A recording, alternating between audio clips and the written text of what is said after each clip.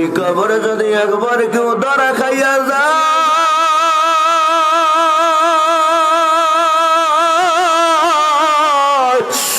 কোনই উপায় না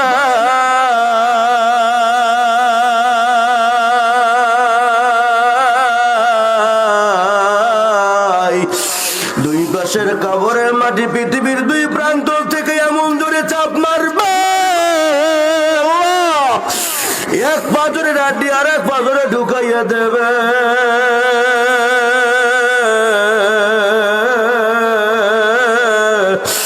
বন্ধুরা ভাইরা মায়েরা বোনেরা দিলটা নরম করে দাও আরে আমার মাওলার জন্য ভালোবাসা আনো আমার মাওলার জন্য প্রেম আনো আমার মাওলার জন্য মহব্বত তৈরি করো জীবনে কত জায়গায় গেছো কত মানুষকে ডাকছো কিন্তু একবার যদি অন্তর খুলিয়া গভীর রাত্রে উঠিয়া উজুটা বানাইয়া 2 রাকাত নামাজ পড়িয়া মনে যাতে আমার মাওলারা যদি একবার ডাকতি কি যে মজা লাগে কি যে শান্তি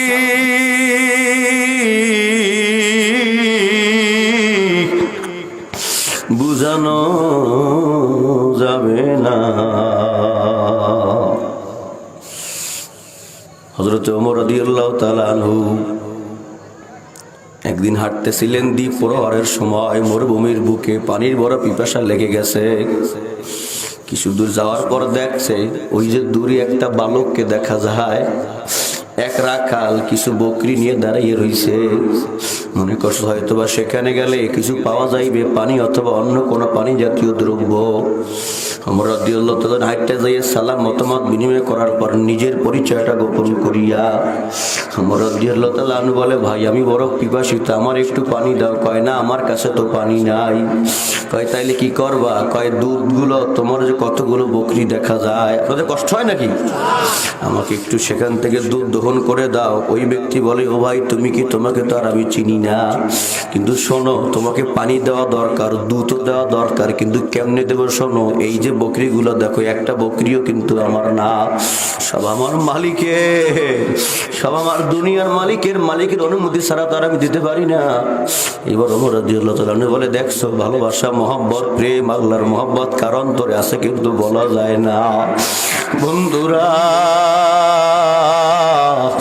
ওমর রাদিয়াল্লাহু তাআলা বলে ছেলেটাকে একটু পরীক্ষা করা দরকার তার ঈমানের পাওয়ার কত বলে ছেলে বকরি না দিলি দুধ না দিলি আমার কাছে একটা বকরি বিক্রি কর আমি কিছু তোরে টাকা দেব তুই লাভবান হইয়া যাইবি ওই রাখালের চেহারাটা পরিবর্তন হয়ে গেল রাখাল হুঙ্কার মেরে বসলো প্রতীক তোমারে দেখলে তো ভালো মানুষ মনে হয় কিন্তু তুমি কেমনে প্রস্তাব দাও না না না আমি পারবো না দুনিয়ার মালিক আমার দেখে না তাতে কি হয়েছে আমার আসল মালিক আমার আল্লাহ তোমার অন্ধ না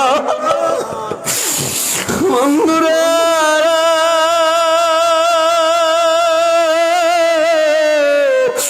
হে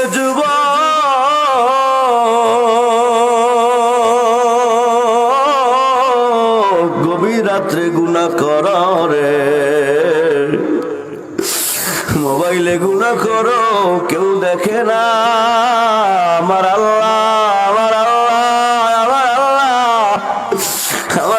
কিন্তু সব দেখি জন্য বন্ধু আল্লাহর ভয় অন্তরে আনো দিতে হইল নবীর আদর্শ অন্তরের মধ্যে ঢুকাও নবীজি বলেন লা ইউমিনু আহাদুকুম হাত্তা ইয়াকুন হাওয়াহু তাবাতাল লিমা জিতু বি তুমি ততক্ষণ পর্যন্ত মুমিন হইতে পারবা না যতক্ষণ পর্যন্ত তোমার সব চাহিদা আমি নবীর সামনে বিলীন করে না দিবা অর্থাৎ আমি নবী যখন যেখানে যেভাবে চলতে বলছি তুমি তখন সেখানে সেইভাবে চলবা সেইভাবে করবা আমার ভাইরা আমার বন্ধু না আজকে নবীর আদর্শ আপনার আমার মধ্যে নাই কারণ আমার জন্য তো নবীর জন্য তো আমার মহব্বতই নাই কি বলেন ঠিক না ঠিক আর শোনেন নবীর জন্য মহব্বত ছিল হযরত ইমাম আহমদ ইবনে হাম্বল রাদিয়াল্লাহু রাহমাতুল্লাহি আলাইহি ইমাম আহমদ ইবনে হাম্বল রাহমাতুল্লাহি আলাইহি খলকে কোরআনের মাসালা যখন ওই জেলখানার মধ্যে ছিলেন ইমাম শাফি রাহমাতুল্লাহি আলাইহিকে স্বপ্নের মধ্যে দেখায় আমার দিকে তাকান প্লিজ ইমাম শাফি রাহমাতুল্লাহি আলাইহিকে স্বপ্নের মধ্যে দেখায় আল্লাহর পয়গম্বর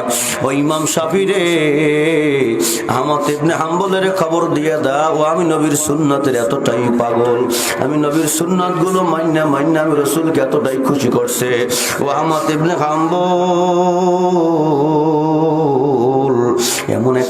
করবা, ইমাম সাহেব তুমি আহমদ ইবনে হাম্বলের জানিয়ে দাও, তার জন্য আমি পয়গম্বর আমার সুপারিশ ওয়াজিব করে দিলাম। নারে তাকবীর। আল্লাহর নবীর সুপারিশ যারা তো রাজি হইয়া যায় না, তার কোনো চিন্তা নাই।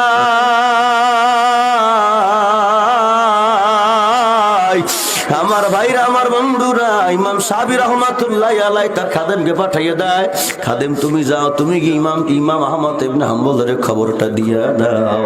তিনি নবীর সুন্নাতের এত আশেক হওয়ার কারণে আল্লাহর নবী তার উপরে খুশি হয়ে তার জন্য শাফায়াত ওয়াজিব করে দেয়। ইমাম সাহাবী রহমাতুল্লাহি আলাইহির খাদেম গিয়া তাকাইয়া দেখে ইমাম আহমদ ইবনে হাম্বলের গায়ে একটা শুধু সিরা জুব্বাটার সারা গায়ে শুধু রক্তের দাগ। সেখানে বসে বসে দুরূদ শরীফ পড়ে আর মাওলা পাকের জিকির করে। বন্ধুরা, ইমাম সাবির খাদেম সালাম মতামত বিনিময় করানোর পর এইবার বলে, ও ইমাম আহমদ ইবনে হাম্বল শোনেন, আল্লাহর পয়গম্বর ইমাম সাবির স্বপ্নে দেখাইছে যে তা আপনার জন্য আল্লাহর পয়গম্বর শাফায়াত ওয়াজিব করে দিয়েছে।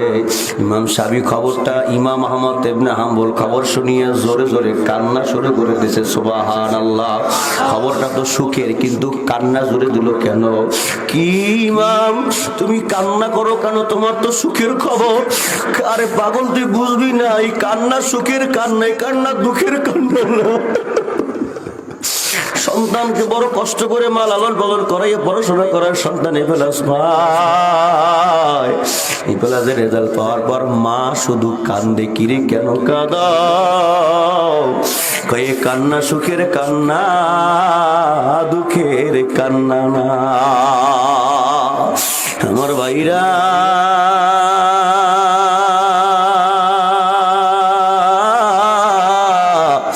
এক ভাই বলছো একটু মায়ের রস করি। মায়ের রস কেমনে করব, সময় তো নাই। ইমাম সাহাবী রহমাতুল্লাহি আলাইহি যখন ইমাম আহমদ ইবনে হাম্বল রহমাতুল্লাহি আলাইহি যখন খবর দেওয়া হইল, ইমাম আহমদ ইবনে হাম্বল যখন কাঁদতেছে, ইমাম সাহাবীর খাদেম বলেন, কেন কাঁদো? কয় শোনো, তোমার কাছে যদি কেউ কোনো সুসংবাদ নিয়ে আসে, তারে কিছু হাদিয়া দেওয়াটা একটা নবীর সুন্নত। খুশি হয়ে তুমি তারে কিছু হাদিয়া দিয়ে দিলা, কিন্তু আমি কেমনে তোমার হাদিয়া দেব গো? আমি তো আজকে জেলখানার মধ্যে, আমার টাকা নাই, আমার পয়সা নাই, আমার জায়গা নাই, আমার জমিন নাই, আমার সম্বল নাই, কিন্তু আমি তোরে মারুম করব না। এই বলে ইমাম আহমদ ইবনে হাম্বল রাহমাতুল্লাহি আলাইহি তার গায়ের জুব্বাটা খুলে দিল। আল্লাহু আকবার।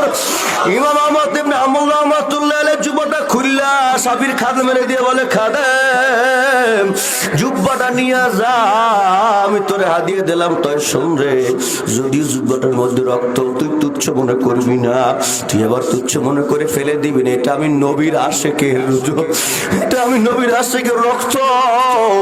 আজকে যখন বেঈমানেরা আমাকে মারছে, আমার গায়ে আঘাত করার পর আঘাত আগে জুব্বার মধ্যে লাগছে, তারপরে আমার গেঞ্জিতে লাগছে, তারপরে আমার গায়ে লাগছে, কিন্তু শোন, আগামী কালকে যখন বেঈমানের দল আমারে মারি দিবে রে, আঘাতটা আসিয়া ডাইরেক্ট আমার শরীরের মধ্যে লাগবে, তবু আমি তোরে সুন্নাতের, নবীর সুন্নাতের আমল ছাড়তে পারবো না। যা যা, জুব্বাটা নিয়ে যা। সাবির খাদেম জুব্বাটা নিয়া যখন দাঁড়াইছে, ইমাম সাবির রহমাতুল্লাহি আলাইহি খাদেমের চেহারার দিকে তাকাই বলে, খাদেম ইমাম কি কিছু তোরে হাদিয়া দিয়েছে নাকি? বন্ধুরা দেখবেন, গাঁজাখোরের সঙ্গে গাঁজাখোরের মিল। গাঁজাখোর ছেলে আল্লাহর ওলিতে আল্লাহর ওলি ছেলে, কি বলে ঠিক না ঠিক? সাবির রহমাতুল্লাহি আলাইহি বলে, কি দিছে দে, আমি একটু দেখি। খাদেম পিছন থেকে রক্তমাখা জুব্বাটা বাহির করিয়া এরপরে বলে, এই জুব্বাটা আমার হাদিয়া দিয়ে বলছে, সাবধান, জুব্বাটাকে তুচ্ছ মনে করবি না।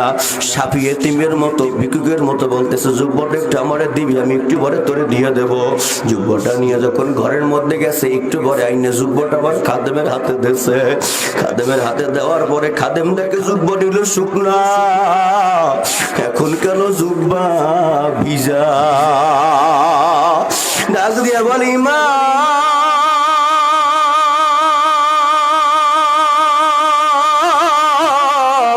কি করেছো বলো গো? জুব্বা নিলা শুকনা ভিজা দিলা কেন? ইমাম সাবির রহমাতুল্লাহ আলাইহি খপ করে খাদেমের হাতটা জড়াইয়া ধরছে আর বলে, খাদেম শোন, নবীর আশিকের নবীর আশিক নবীর পাগল আমাতে হাম্বলের জুব্বাটা ভিজাইয়া আমি এক বোতল পানি রাখা দিছি। আমি যদি মারা যাই, আমারে জোর আগে মারা গেলে আমারে যে পানি ধরে গোসল করাবি, ওই গোসলের পানির সঙ্গে এই বোতল পানিও দিয়ে দিবি। আমার মন বলে, আমার নবীর আশিকের জুব্বা ভিজানো পানি দ্বারা আমারে গোসল করাইলে আমার আল্লাহ আমার কবরে আযাব দিবে না। রূপে শুধু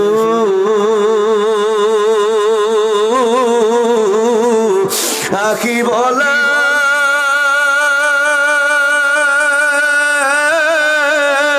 গুনে তেরি দায় গলে, দেখিতে পলাশ ফুল অতি